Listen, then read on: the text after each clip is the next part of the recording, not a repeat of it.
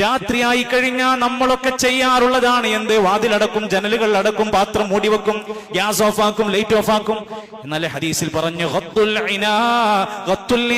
പാത്രങ്ങൾ മൂടിവെക്കണം, തോൽപാത്രങ്ങൾ അടച്ചു വെക്കണം, വാതിലുകൾ അടച്ചു വെക്കണം, വിളക്കുകളെല്ലാം കെടുത്തി വെക്കണം. അതൊക്കെ ചെയ്യുമ്പോ അള്ളാന്റെ നാമം ഉച്ചരിക്കണം. അന്ധവിശ്വാസ അല്ല, ഹദീസ്. ബിസ്മില്ല കൊണ്ടത് ചെയ്യാൻ കഴിയണം. അത് കാവലാണ് ആ വീട്ടിൽ, ആ പ്രവർത്തനങ്ങൾക്കും എന്ന് മാത്രമല്ല ശൈത്വാനിന്റെ ഷർറുകൾക്കുള്ള വഴിയാണ്. അവന് തുറക്കാൻ കഴിയാത്തതാണ് ബിസ്മില്ല കൊണ്ട് ആരംഭിച്ച പ്രവർത്തനങ്ങൾ. അവൻ ഓടുകയല്ലാതെ വേറെ മാർഗമില്ല.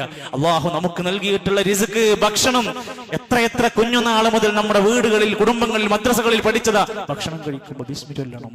ഇന്നങ്ങനെ ഒരു സമ്പ്രദായം നമ്മുടെ വീട്ടിൽ ചർച്ചയുണ്ടോ? വിഭവസമൃദ്ധമായ ഭക്ഷണം കഴിച്ച് ജീവിക്കുന്ന നമുക്കിടയിൽ ഈ ഒരു മര്യാദ നടപ്പിലാക്കണമെന്ന് ചിന്തിക്കാറുണ്ടോ?